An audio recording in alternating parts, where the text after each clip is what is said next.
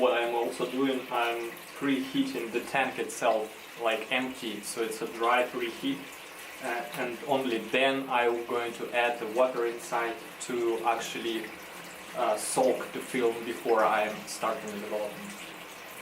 In this case, I'm pretty sure that film is like nice and prepared temperature-wise to be, soaked and then to be developed. It's arguably like some people do this, some people don't do this, but I prefer to heat up my tank and then soak the film and then develop it. Now I'm gonna wait until the temperature of the chemicals get to 38 degrees and then I start the development. So my chemicals are ready, so the temperature is 38 degrees. Now I'm going to start a timer for 2 minutes and pre-soak my film in the tank for 2 minutes.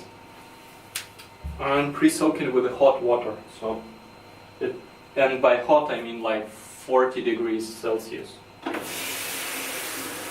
I prefer agitation rod because inverse in the tank creates too much of spill-off, and this lead that comes with the Paterson tank is really a hassle to put back in position and then remove it when you kind of want to dump your chemicals, and it doesn't really fit firmly, so your hands are always wet, chemicals are everywhere. So I prefer just not to use it at all. Just to be sure that temperature doesn't drop inside the tank, I always process C-41 without removing the tank from the hot water. So it is always inside the water. And this is also where this agitation rod really helps, because I don't need to remove the tank from the hot water in order to agitate it.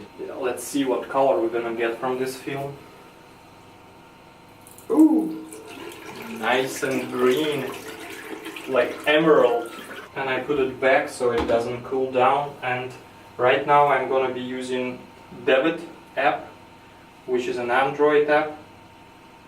I'm pretty sure on iPhone you can find something. But before I do this, I'm gonna double check temperature of my first developer, so it's not like higher than 38, because if your temperature is higher than 38, it can really affect your development time, and you can just ruin your film actually if it's even higher. And since I'm heating up chemicals in water 40 degrees Celsius, because there is always temperature loss when you want to heat up some chemicals, just immersing in the water. Okay, it's dead 38 degrees, so I'm ready to start the process. And I hit this start button, and developer goes inside the tank. I'm gonna be developing 3 minutes 20 seconds because these chemicals I've already processed 5 or 6 films with these chemicals. I got to give more time to the developer, so I'm gonna agitate a little bit for the first 20 seconds, and then I wait. I agitate every 30 seconds for 10 seconds. And what I'm doing, I'm basically rotating one full turn, then I do double reverse forward, and then I do one more, and I do 3 full circles when I agitate.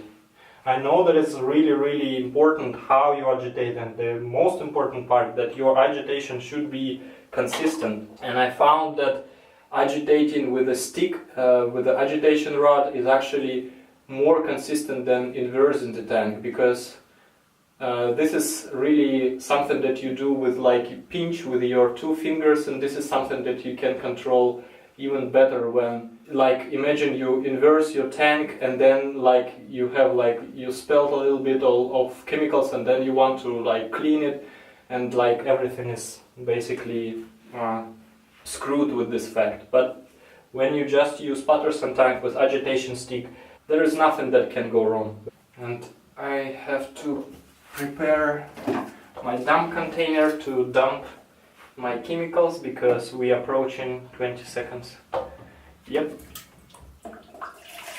My developer is out, and now I'm going to start stop bath to stop developer. And this app suggests you to do stop bath for 5 minutes.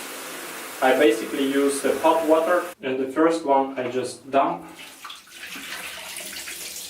The water has a little like magenta color to it. I'm not always stopping for 5 minutes because bleach will inevitably kill the developer. So I usually stop like for 3 minutes or something. So now I'm going to check temperature of the second step, which is bleach step. And it's not a problem to like contaminate bleach with the developer, but there is a huge problem if you contaminate developer with the bleach. If like one tiny drop of bleach goes to your developer is done. It's like you just can't dump it. Let me check. It should be not higher than 40 degrees. Yeah, it's 38, which is perfect. I'm bleaching for 4 minutes. And bleach and fix is, you can always repeat it. If you notice that there is something wrong with your negatives, you can just re-bleach them and refix them. But you cannot redevelop them, so which is really important to be really precise on the first step, on the development step. And now the moment of truth. It's like last seconds of fixing negatives. And when we're gonna check it, we're gonna check it before we did anything to it. And this is really important because if you messed up bleach fix step, that's gonna be the time where you can fix it.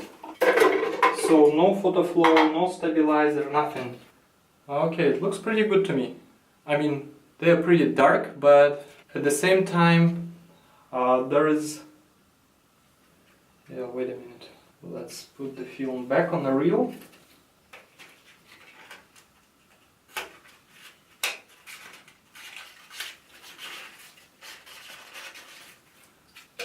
Let's wash it.